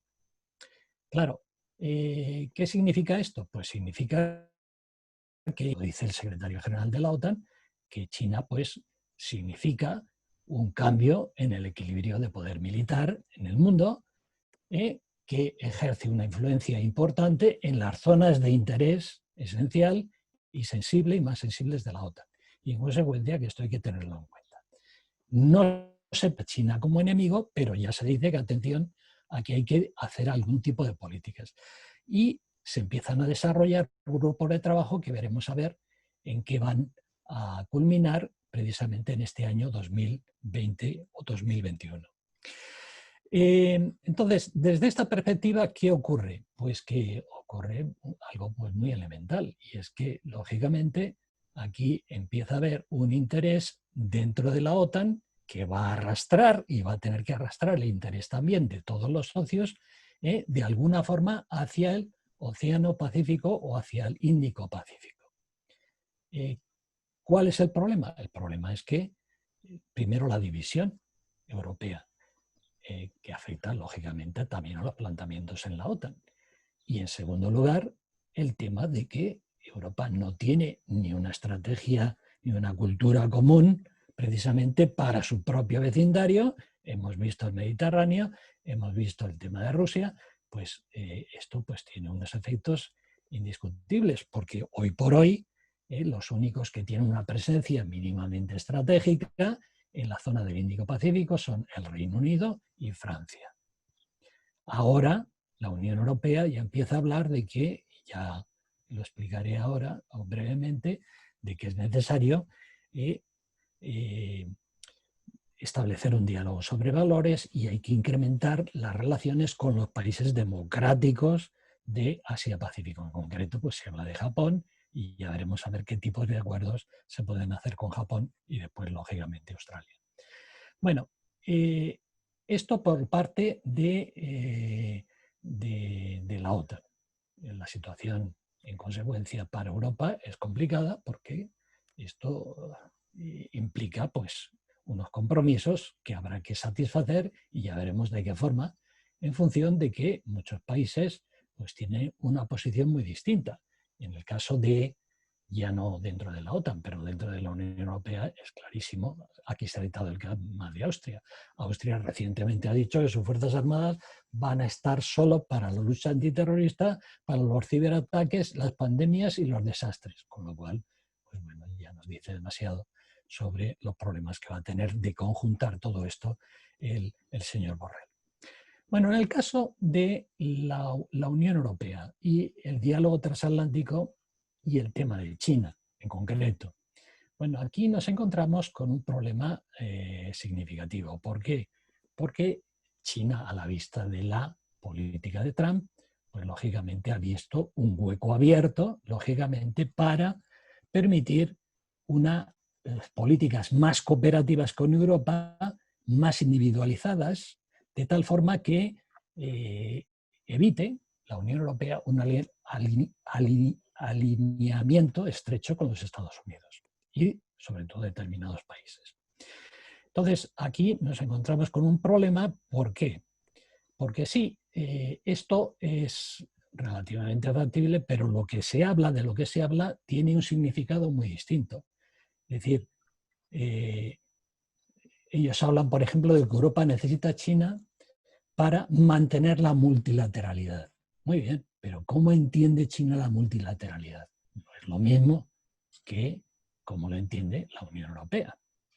O también te hablan de que es muy importante la Unión Europea para el tema de mantener la globalización. Pero ¿cómo entiende China el tema de la globalización? Es muy distinto de cómo lo entiende la Unión Europea. E incluso, sin rubor, te puedes encontrar en artículos incluso de China, pues, personalidades, expertos que te hablan de una globalización con características chinas. Entonces, esto hay que tenerlo en cuenta. Y lo mismo cuando ellos te hablan de cooperación. Pero bueno, ¿qué cooperación ellos buscan? Es decir, ¿cómo ven ellos la competición? ¿Hay competición? ¿No hay competición? Ellos no quieren rivalidad, pero vamos a ver. ¿Es posible una competición con China sin rivalidad, teniendo en cuenta pues eso, que no hay convergencia en los intereses, que es un rival sistémico desde el punto de vista de la gobernanza legal, que es necesario reforzar en este momento la estrategia europea con respecto a China, enfatizando el tema del diálogo sobre valores, lo cual es una exigencia, no solamente sobre intereses, y en consecuencia nos encontramos con que hay problemas. Los planteamientos son planteamientos sensiblemente diferenciados, y no hay que dejarse llevar por el sentido unívoco de palabras o de conceptos, que no existen esta univocidad en absoluto. En consecuencia, en esta estrategia más robusta que habla Borrell en este momento con respecto a China, pues aquí se abren dilemas importantes con respecto a la política y a las relaciones transatlánticas, porque claro, Estados Unidos en este momento, el divorcio con China está siendo importante, gane quien gane, Biden, no pierdan ustedes de vista que Biden pues es el vicepresidente de Obama, es también la persona que va a coordinar la política hacia China desde 2012, de todas las agencias, como la de agencias y del grupo de trabajo que había montados, y que el desastre ha sido fenomenal. Entonces, con Biden, no se hagan ustedes ilusiones con respecto a las políticas hacia China. Y este es otro de los problemas de las relaciones transatlánticas. Porque muy bien, es decir, Estados Unidos ahora se habla de unilateralidad, etcétera, etcétera. Pero claro, incluso antes, las políticas, aunque fuesen más multilaterales, es decir, el seguidismo europeo de políticas americanas que han sido desastrosas, de gente como Susan Rice, pues realmente hay que hacérselo pensar. Entonces, es otro de los temas que afectan a las relaciones transatlánticas. Es decir, hasta qué punto las propuestas europeas, es decir, primero van a tener eco, tienen eco y van a tener eco en las relaciones transatlánticas, o van a conformar estas relaciones transatlánticas, o hasta qué punto va a seguir buscando con esta administración, si continúa, pues un seguidismo de sus políticas, lo cual pues sería suicida para todos. En consecuencia, yo digo, el campo que se abre en el tema con la apertura y con el centro de gravedad creciente hacia Asia, pues es muy complejo para Europa. Primero porque no tiene capacidades, sobre todo de gestión de crisis. Sí, tú puedes tener grandes acuerdos comerciales, puedes tener grandes intercambios comerciales, pero si tiene lugar una situación de crisis que hay que resolver, que afecta a tus intereses económicos, ¿qué vas a hacer? ¿Que vaya a Estados Unidos solo? Pues Estados Unidos te va a decir, oye, esto te afecta también a tus intereses, sobre todo para los grandes países exportadores, caso de Alemania, que no puede dejar seguir con determinado tipo de políticas. Claro. Entonces, este es un tema pues enormemente complicado, que complica enormemente las relaciones transatlánticas de cara a los próximos años. Este es mi punto de vista. Bueno, disculpen ustedes esta amplia exposición y vamos a ver ahora si tienen la reacción de Enrique a esto que has oído de tus contertulios o de tus intervinientes. A ver, Enrique, ¿qué piensas? Bien, yo he visto la intervención de las dos profesoras pues muy correcta. Yo lo que voy a decir es mi manera de ver las cosas. Cuando hay un cambio importante en cuestión geopolítica, tardamos en desprendernos de los paradigmas con que nosotros analizamos la situación anterior, que a lo mejor no son adecuados para los que hay ahora. Eso es una cuestión natural. Vuelvo a repetir que he encontrado a las dos profesoras, como no podía ser de otra manera, muy sólidas en su exposición. Ha habido, cuando ha hablado la profesora Barras, Raquel, ha hablado del flanco sur, porque es un reflejo condicionado que lo tenemos desde hace muchos años. Entonces, cuando estaba yo en defensa con el ministro, intentamos que la OTAN cambiara la fraseología, porque existe un flanco cuando hay un frente. Entonces, el frente intuitivo que teníamos era el este. Y entonces hay un frente en el este y otro frente en el sur. Esa es la realidad que hay ahora. Cuando se habla, por ejemplo, de multilateralismo, el multilateralismo es un efecto estratégico. Si nosotros, porque empleamos en relaciones internacionales empleamos muchas metáforas. Empleamos el telón de acero, empleamos la polaridad, la multipolaridad, un montón de cosas de este tipo. El multilateralismo es el efecto de lo que Kissinger llama orden internacional o orden mundial, teniendo en cuenta que Kissinger es el primero que en su libro World Order dice que nunca ha existido. O sea, que cuando hablamos de orden mundial no es un orden, es lo más parecido a un convenio. O sea, que no podemos institucionalizarlo como tenemos ahora dentro, ¿no? También hay otra cosa que es una opinión muy personal mía. Yo creo que el presidente Trump, que yo lo respeto como todo, pues es una persona que tomarse un café con él pues debe ser un poco incómodo, si no estás con el tema. Pero que su capacidad para alterar de una forma sustancial el orden internacional es limitado como siempre es limitado. O sea, cuando dimite Mattis por una cuestión de que no le interesa a él abandonar el frente sirio en un momento determinado. Eso viene ya sumado a otra serie de detalles. Pero en el fondo, la estrategia de Estados Unidos es muy simple, ahora mismo. Defender sus intereses nacionales con una sociedad muy dividida, profunda, porque el problema es que la globalización ha roto económicamente a la sociedad americana al traspasar parte de la riqueza que antes tenían a otras partes del mundo y concentrarse la riqueza en muy pocas manos a nivel mundial. Entonces, para mí, un buen punto de vista de análisis, porque esto es subjetivo, sería ver cómo se recompone la economía mundial, cuáles son las interacciones de esa economía, si vamos a seguir con cadenas universales de interés y de abastecimiento, o vamos a tener zonas autárquicas en las cuales compitan unas con otras. O sea, que hay que tener un poco de imaginación para ver lo que se viene por la proa, que no es nada claro, pero desde luego debe ser muy traumático. China tiene una manera de actuar que es muy importante. En primer lugar, tiene un régimen político que es capaz de mantener su visión estratégica al tiempo que le haga falta. No tiene que ir a elecciones 4 años, ese es un hecho.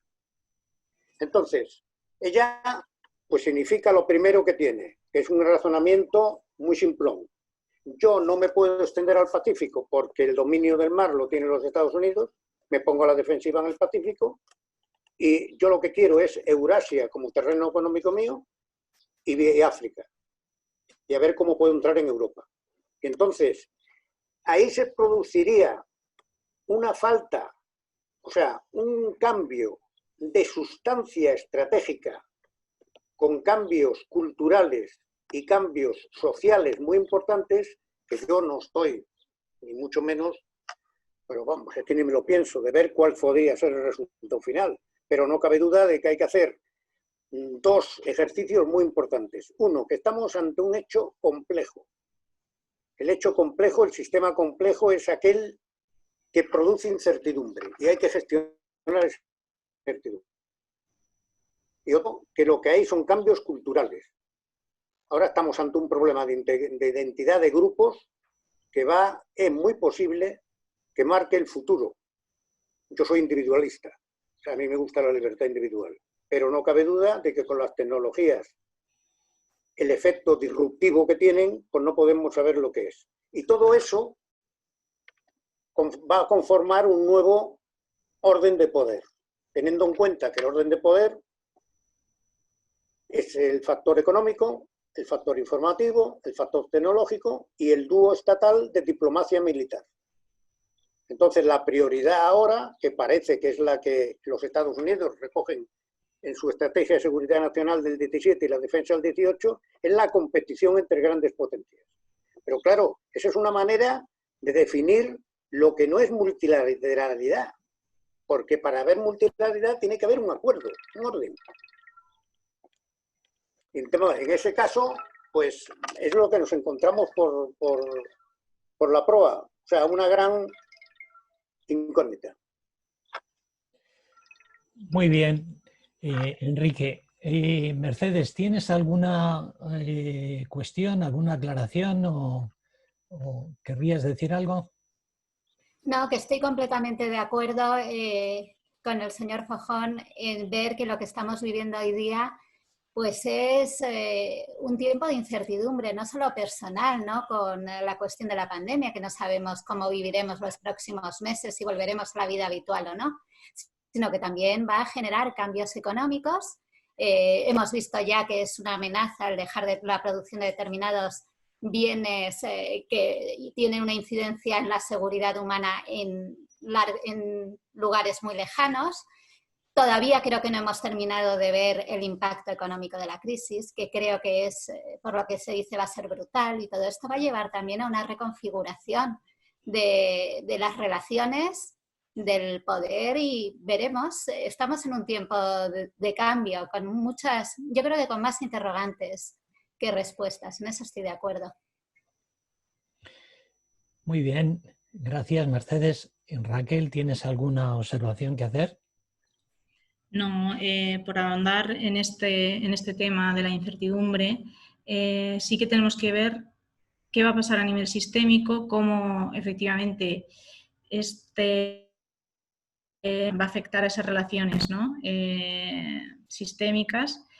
¿En qué posición van a quedar las relaciones transatlánticas? ¿Qué va a hacer la Unión Europea? Si va a decidir tirar sola, mirar hacia Asia, intentar reconciliarse con Estados Unidos y volver a esa relación, porque yo sí que creo que estamos en un momento a lo mejor de cambio, y también va a depender de lo que pase, por supuesto, en las elecciones de noviembre, pero sí que probablemente sería el momento, yo lo veo a lo mejor como una oportunidad, de que la propia Unión Europea siga avanzando en forjarse, bueno, en asumir las capacidades que tiene y los límites que tiene, pero jugar con ellos, porque no es tampoco no es un actor irrelevante completamente, sino que con lo que tiene puede hacer bastantes cosas, pero sí que veo necesaria esa redefinición, ¿no? Es decir, por dónde vamos, porque sí que creo que se ha modificado un poco los términos, y quizá con la pandemia, en los primeros momentos sobre todo, y si nos ponemos a pensar en las respuestas, han sido todas respuestas del Estado-Nación, ese que todo el mundo nos trataba de vender que había muerto, ¿no? En realidad las organizaciones se han movido, pero no está de acuerdo Mercedes. Las organizaciones han intentado hacer, pero a mi modo de ver, las respuestas al final ha sido el Estado-Nación él solo el que ha tenido que ir implementando las respuestas. Y luego, a posteriori, ha sido cuando la Unión Europea ha puesto encima de la mesa pues, el tema de las fronteras, el tema tal, pero al inicio los estados yo sí que creo que se han visto de alguna manera desamparados, y eso pues analizar el efecto de eso también a nivel sistémico. Supongo que Mercedes me querrá dar la réplica. Muy bien.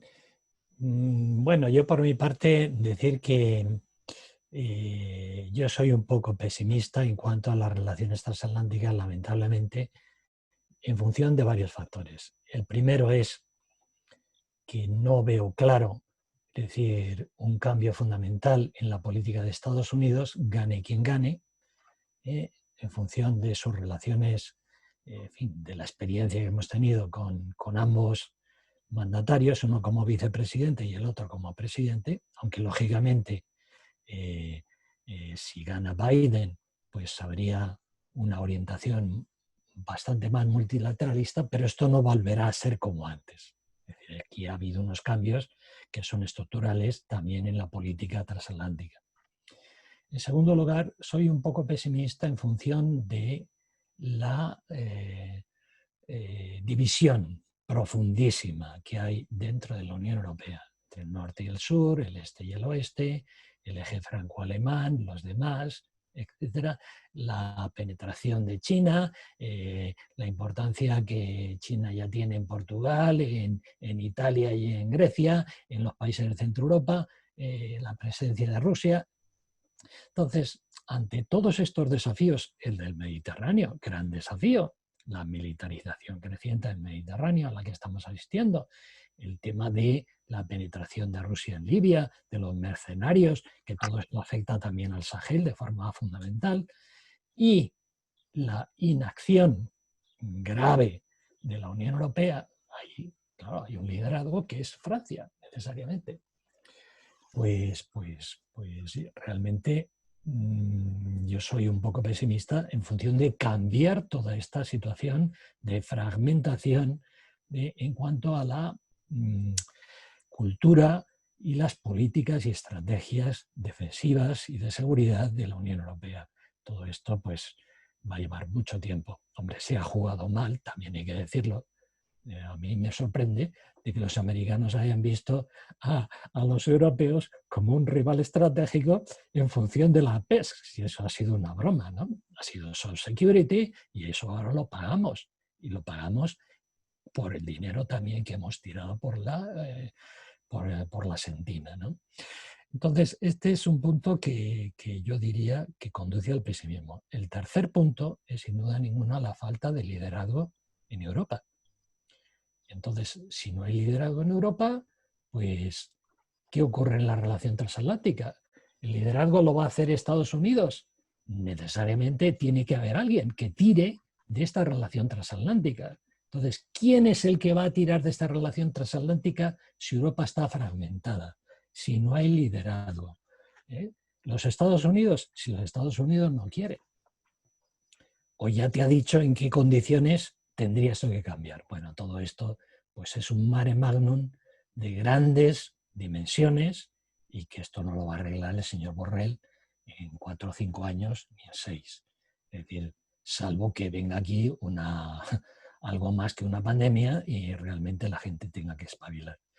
Es decir, yo me siento un poco pesimista, a pesar de ser profundamente europeísta. Creo que se ha tirado el dinero, se han tirado los recursos, se han tirado las ocasiones y realmente lo curioso del caso es que considere todavía Estados Unidos que Europa es un rival estratégico. Me parece una broma, pero bueno, este es mi punto de vista. Bueno, dicho esto, vamos a dar paso a algunas preguntas, a ver si hay, a ver, Federico Yáñez, a ver, responder en directo, vamos a ver. Federico, si es posible, me gustaría conocer su visión sobre el avance de la PSC de la Unión Europea. Para mí, entonces, bueno, pues vamos a ver cómo le contesto yo a Federico. Vamos a ver, el avance de la PSC pues es un avance a trancas y barrancas. ¿Por qué? Porque es lógicamente se quiere hacer algo, pero nada de autonomía estratégica ni nada por el estilo. Es decir, al final el modelo al que hemos visto, al que se ha ido acogiendo durante la primera época y posteriormente hasta llegar a Mogherini, pues es el modelo pues un poco de los países neutrales europeos, la soft security, el tema de peacekeeping operations, etc. Incluso desde el punto de vista institucional, primeramente no se consigue una fuerza de despliegue rápido europea, con lo cual pues, claro, el ejército está para gestión de crisis esencialmente y para luchar en una guerra. Pues no se consigue eso. Están los Balrus, tampoco se han utilizado nunca, y con lo cual, pues, ¿en función de qué? En función, primero, de la división profunda europea, entre unos y otros, Inglaterra, por otra parte, que nunca ha querido, y esta división que perdura hasta nuestros días. Por ejemplo, Polonia. Polonia, para ella la seguridad europea es esencialmente la OTAN, nada de autonomía estratégica europea, etcétera, etcétera. Y segundo, que lógicamente necesitas unas capacidades para esta autonomía estratégica, cosa que pues realmente pues, veremos a ver si el eje franco-alemán es capaz de hacerlo, pero claro, la autonomía estratégica que venga de Alemania en función de sus planteamientos y sus tradiciones, pues no esperen ustedes grandes cosas, las cosas hay que decirlas con claridad. Es decir, aquí se ha perdido mucho tiempo, se ha jugado a lo que no se debía jugar, cuando ya realmente, por ejemplo, el tema del Mediterráneo se transforma en todo un Mediterráneo ampliado con la intervención en Irak. Aquí todavía se empieza a hablar en la estrategia de seguridad con que nunca el continente europeo ha sido más próspero y más tranquilo que en ese momento, ¿no? Y estaba Estados Unidos en plena guerra y a cañonazo limpio, etcétera, etcétera. Bueno, entonces, y después también el tema de los nombramientos, claro, pues se puede poner como encargado de la PES pues a la señora Ashton o incluso a la señora Mogherini, que sabemos todo su background y por qué fue nombrada. Es decir, aquí se necesitan pues nombramientos con gran honestidad por parte de la Unión Europea, no para jugar a los intereses de los estados. Y esto es lo que ha ocurrido en la PES. Y perdona que sea tan franco, pero es así. Vamos a ver otra pregunta.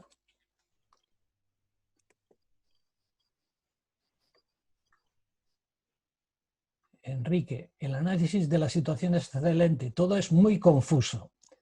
A ver, Enrique. ¿Cómo era? ¿Cómo era? El análisis de la situación es excelente, pero es todo muy confuso.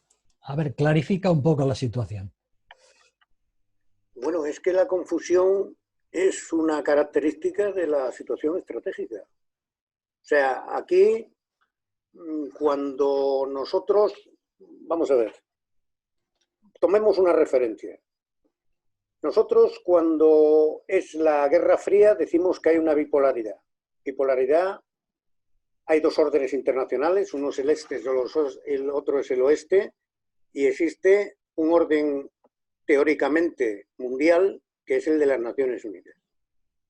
Cuando cae el telón de acero, deja de haber dos órdenes internacionales. Perdón, había tres órdenes, porque era el tercer mundo, lo que se llamaba el tercer mundo.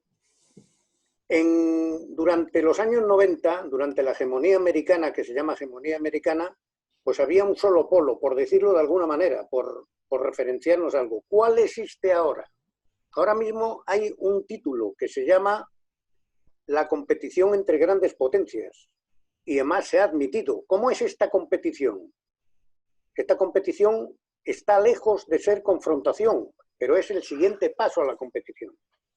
¿Cómo se hace? Se hace con instrumentos, sobre todo económicos y tecnológicos, para ver quién se puede hacer con mayores cotas de poder. ¿Por qué? Porque el plano militar está muy prohibido por la cuestión del equilibrio nuclear. No sería asumible. Entonces, hay otro tipo de actuaciones que son las que pueden llevar a cabo con éxito. Por ejemplo, en la Guerra Fría, durante la última fase, la superioridad la hizo Occidente mediante el concepto militar americano convencional, no de tipo nuclear, del centric warfare. Entonces, mediante el air and battle, o sea, el concepto de tierra-aire, de municiones de precisión y demás, tenía ventaja convencional sobre el ejército de sobre las fuerzas del Pacto de Varsovia. Ahora mismo, ¿a qué vamos? Pues vamos a un Belt and Road, a una manera de meterse, que el último puerto que se han quedado, me parece que ha sido esta semana, con un puerto griego, otro. Ya tienen el Pireo. O sea, que es una manera de extender el poder mucho más sutil. ¿Qué ha pasado en el plano naval en el Indo-Pacífico y sobre todo en el Pacífico Occidental? Que China ha pasado a comprarse islas, a fabricar islas, ha tenido que los Estados Unidos, que esto no se sabe, cambiar todo su concepto de operaciones para poder acercarse a China, porque ahora no se puede acercar a China, porque China tiene lo que se llama un anti-access area denial, o sea, un anti-acceso y negación de área por armas muy precisas y de muy largo alcance, que los Estados Unidos han tenido que cambiar toda su concepción del tema. O sea, el principal ejemplo es que el cuerpo de marines ha tenido que reformarse de arriba abajo. ¿Cómo va a ser la estrategia que tenemos por la proa?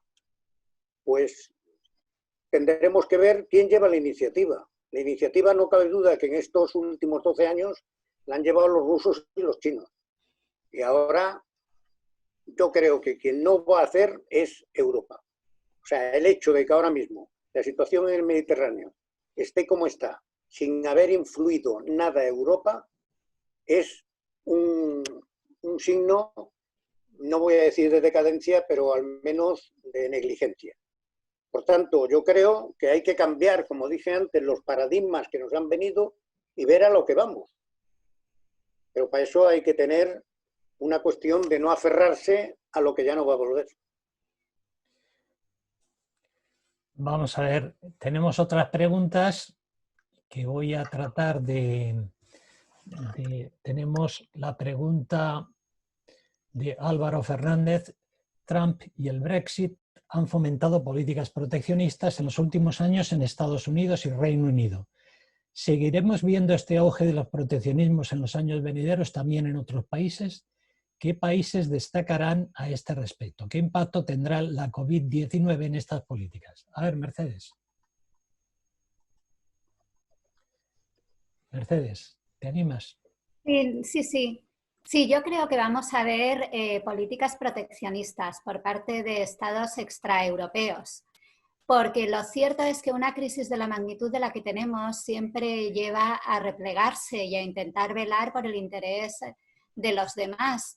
Yo creo que también va a ser un proteccionismo limitado en la medida en que me convenga, porque claro, Estados Unidos no es proteccionista en todos los campos, sino solamente en aquellos en que quiere proteger su tejido productivo, pero aquellos en los que en este momento se está apoyando en cadenas de valor, está abierto al comercio internacional completamente. Luego estaríamos hablando de un proteccionismo selectivo, ¿no? El Reino Unido evidentemente es un paradigma y el Reino Unido yo creo que en los próximos meses y años vamos a ver una situación muy compleja. Porque claro, no es solamente el que por motivos ideológicos han optado por una política claramente proteccionista. Y a este respecto soy muy pesimista respecto a que se pueda alcanzar un acuerdo de aquí a final de año de asociación futura con la Unión Europea. Soy muy pesimista, las negociaciones van francamente mal, ¿no? Y en ese sentido hay que ver cuál es la estructura económica del Reino Unido. Es una economía completamente abierta y además lo que es más, lo que vende no son mercancías fundamentalmente, sino servicios. Y en ese sentido, el caer fuera de los marcos bilaterales de comercio va a ser muy dañino, porque cabe recordar que bajo la Organización Mundial de Comercio está de alguna manera facilitado el comercio de mercancías, pero servicios apenas se ha avanzado. En ese sentido, yo creo que el proteccionismo para el Reino Unido pues puede ser muy dañino. Y por ahí veía que había otra pregunta en relación al Brexit, si creía que podía tener un efecto contagio. Pues todavía, como todo, es pronto para verlo, ¿no? Pero desde que 2016 se produce el voto, lo cierto es que sí hemos estudiado el efecto que ha tenido en distintos vectores. Por ejemplo, en el apoyo de la ciudadanía al proceso de integración, en el discurso de los partidos tradicionalmente euroescépticos y eurófobos. Y, por ejemplo, también en la cuestión del voto euroescéptico.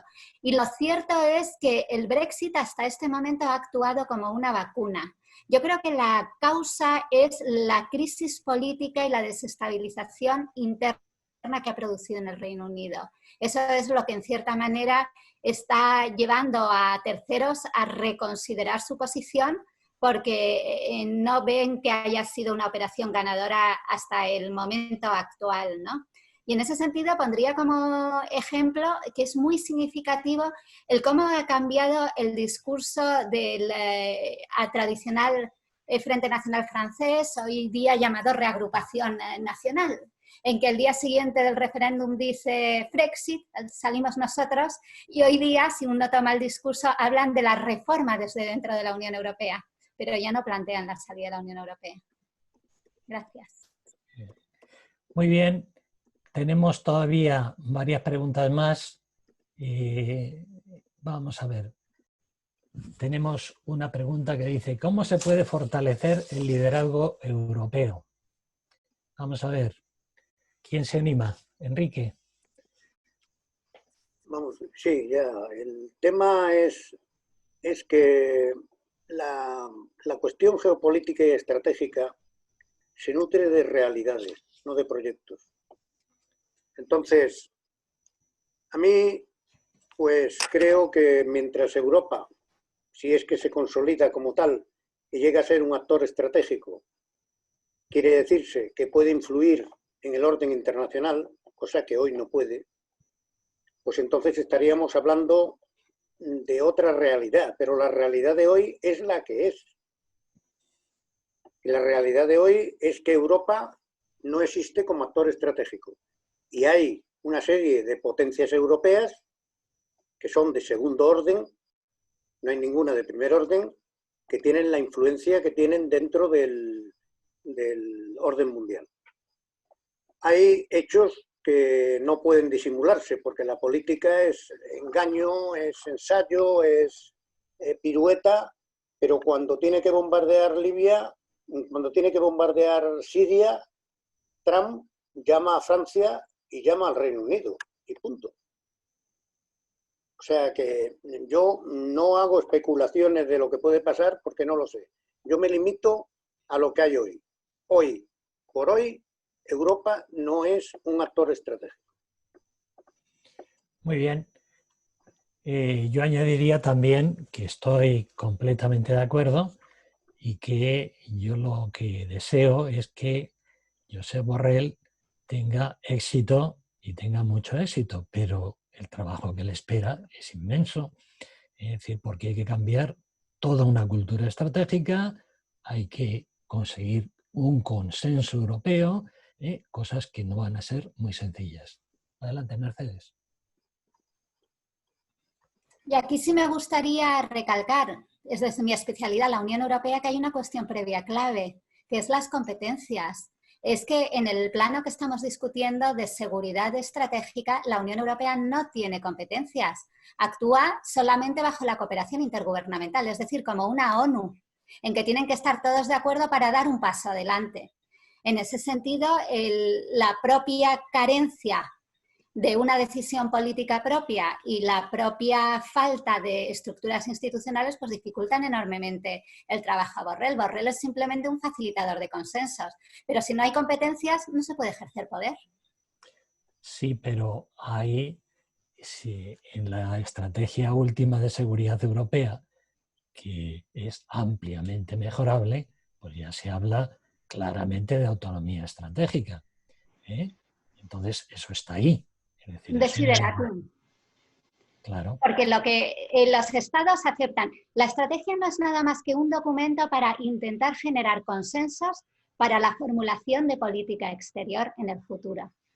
Y en este momento lo que está demostrando es el desideratum, la voluntad de a término intentar alcanzar una autonomía estratégica. ¿Cómo se está consiguiendo? Con esas pequeñas piezas de puzzle de la PCSD que van pues desde el Fondo Europeo de Defensa, que veremos a final de semana cómo queda dotado finalmente, hasta la PESCO, la cooperación estructurada permanente, etcétera, etcétera. ¿Pero qué son todo esto? Marcos cada vez más mejorados de cooperación más estrecha, pero la Unión Europea sigue sin tener competencias. Dicho de otra manera, ocurre un conflicto X en el Sahel y no puede salir el ministro de Exteriores europeo diciendo lo que opina porque no tiene esa competencia, no puede hacerlo. Solamente podrá el señor alto representante, que es otra cosa, consultar a todos los estados y preguntarles, ¿qué queréis que diga? Y si resulta que los 27 están de acuerdo, podrá decir, los 27 dicen. Pero ya está, no hay más. No hay quien tome las riendas, porque no hay riendas que tomar, no hay competencia. Y esto es así porque los estados no quieren que la Unión Europea haga política exterior, sin más. Bueno, sí, pero hay otras cosas. Pues entonces, es decir, hay que sacar más consecuencias con respecto al tema del diálogo transatlántico y al tema de la propia estrategia europea con respecto al Asia-Pacífico, con respecto a China, con respecto a tantas cosas. Es decir, es un bla, bla, bla, es decir, que no tiene sustancia en un momento de desorganización internacional. Es decir, tú vas a tener que tener capacidad para defender tus valores e intereses. ¿Y qué medios tienes? ¿Qué unión hay para utilizar esos medios? Hay una estrategia común, realmente lo que significa una estrategia. Claro, que aquí se habla de estrategia para todo. Por ejemplo, en la Conferencia Euromediterránea de Barcelona, vamos, ahí no hubo ni una estrategia de nada, de nada. Es decir, cuidado con la utilización de las palabras. Entonces, esto refuerza bastante más lo que hemos dicho precisamente sobre la necesidad del diálogo transatlántico. Es decir, la Unión Europea tiene los pantalones caídos, vamos a ser claros. Es decir, no puede defender sus intereses en un mundo desorganizado. Y este es el problema. Bueno, vamos a ver otra pregunta. Vamos a ver. ¿Qué camino debería seguir la Unión Europea a partir de ahora con su relación con China, pero sin dañar sus grandes relaciones comerciales? A ver, ¿quién se anima? Bueno, empiezo yo entonces. Bueno, ¿qué camino? Bueno, el primer camino es... Tú. Venga, Enrique, venga, empieza tú y Vamos yo... a ver. El tema hay que verlo con una referencia. Se puede poner una referencia, lo mismo que se puede poner otra, porque estamos hablando de incertidumbre. No cabe duda de la competición estratégica, uno de los factores de poder es la economía. O sea, las relaciones con China son de competición. Pero aunque no sean porque la Unión Europea no es un actor, sino cada uno de sus estados, eso conforma un ambiente. Y no cabe más la duda de que nosotros en la competición estratégica no podemos esperar a la confrontación para estar de parte de los Estados Unidos, sino en el periodo anterior, que será el más largo y el más importante, tenemos que estar en la competición. Y los Estados Unidos lo que están demandando es que en esa competición tomemos bando, nos pongamos del lado de alguien. O sea, no podemos estar en la competición de parte de China estando en los Estados Unidos. Eso es lo que quieren ellos. Pero vamos a ver, el problema fundamental es el siguiente. Eso va contra los intereses nacionales. Porque si nosotros cogemos algún estado de Europa importante, pues quiere el mercado chino. Entonces se produce un conflicto de intereses y ese es el problema que habrá que resolver. Bueno, aparte de esto, es decir, esa es la carta que juega también China.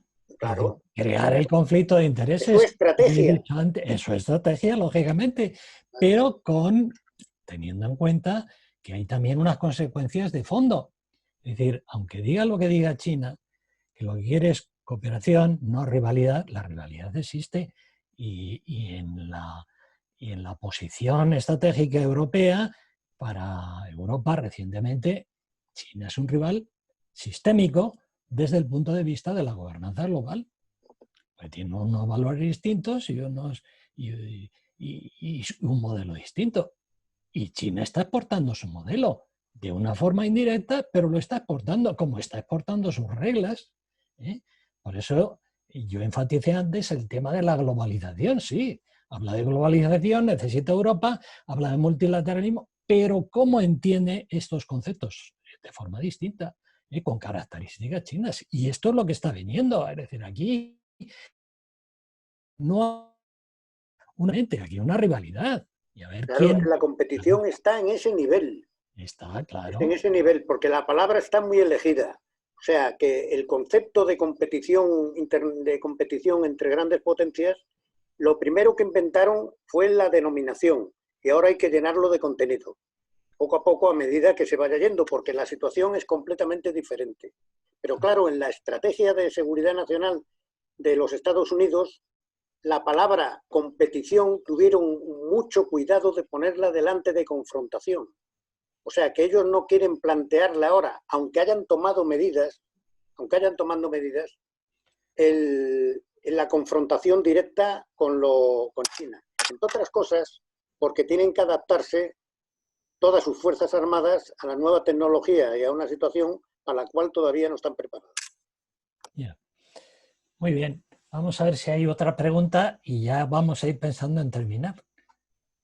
¿Qué camino debería partir de, pero sin dañar sus grandes relaciones comerciales? Pues, bueno, yo creo que con esto terminamos diciendo que la Unión Europea tiene que saber cuáles son sus intereses, pero cuáles son también sus limitaciones en sus relaciones con China.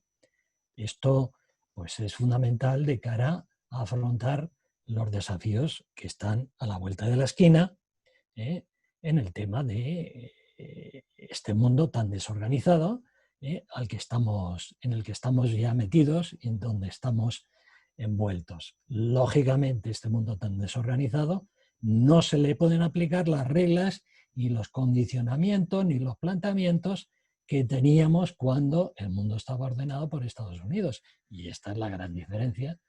Entonces, ¿qué puede hacer la Unión Europea? Pues tiene que cuidar muy mucho y saber quiénes son sus aliados y, atención, Estados Unidos tiene que saber también que no puede, que tiene también sus limitaciones en el tratamiento de Europa. El unilateralismo feroz al que estamos asistiendo en determinadas ocasiones por parte de Estados Unidos no conduce a nada. Y lo que va a conducir es a un aislamiento europeo, porque el salto que tendría que dar para ser un actor autónomo la Unión Europea es descomunal, eso no lo va a hacer ni en 4 ni en 5 años. Bueno. ¿Tienes ahí una pregunta de Fernando del Pozo? A ver si es verdad.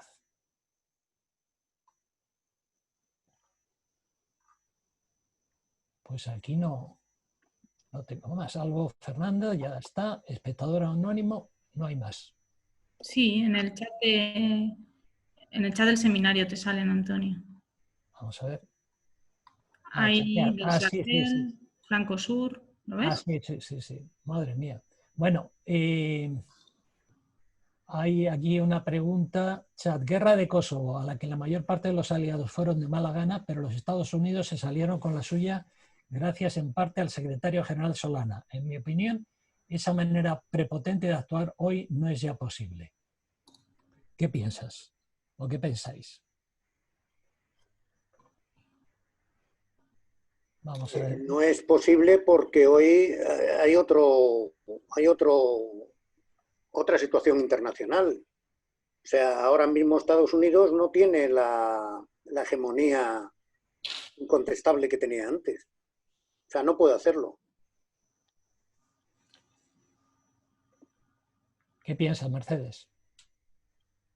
Estoy de acuerdo con el comentarista en que en tiempos Estados Unidos utilizó las organizaciones internacionales en las que estaba a su interés y posiblemente parte del desencanto que tiene Trump con la organización internacional y el que vaya progresivamente abandonándolas sea consecuencia de esto, de que ya no les sirven como instrumento de su política exterior, sino que hay otros actores que sirven de contrapeso, ¿no? Y en ese sentido esa puede ser una consecuencia, ¿no? de que progresivamente vaya desentendiéndose de la organización internacional. ¿Qué piensa Raquel?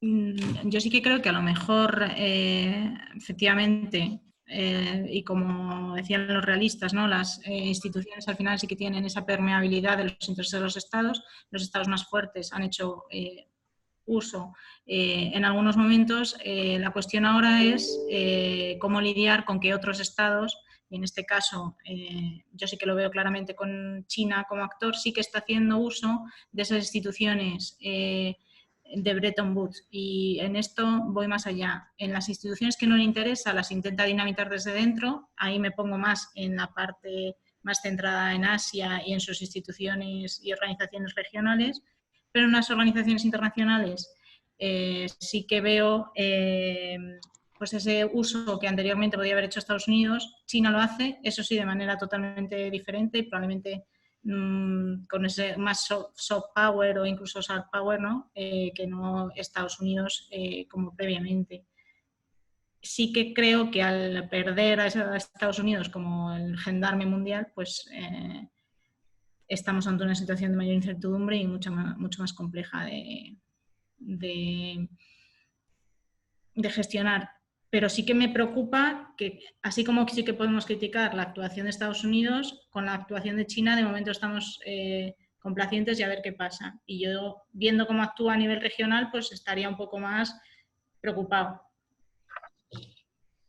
Bueno, pues muy bien. Yo creo que ya es hora de cerrar y nada más agradecer a Enrique Pujón, a las profesoras Mercedes Guinea y Raquel Barrás por su presencia y sus contribuciones que han hecho, que creo que ha sido un debate muy interesante y que seguiremos con este tema a otros niveles, ¿no? Y esperamos a partir de septiembre-octubre retomar este tipo de actividades y poder desarrollar y discutir otros temas ligados, por ejemplo, al Mediterráneo de forma específica o al tema de Siria o alguna cosa por el estilo o algún tema de importancia por el estilo.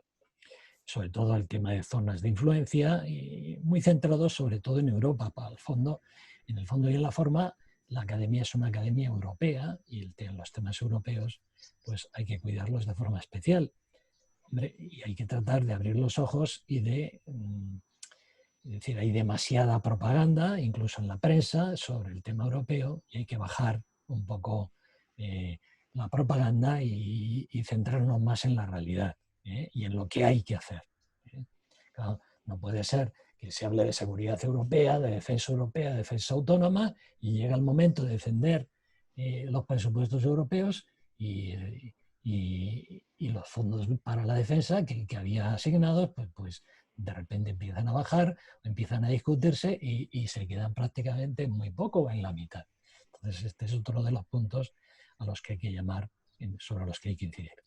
Bueno, pues nada más. Muchísimas gracias a todos y buenas tardes y gracias de nuevo por su presencia. Muchas gracias. Gracias. Adiós, buenas tardes. Hasta luego. Gracias a todos. Adiós. Adiós.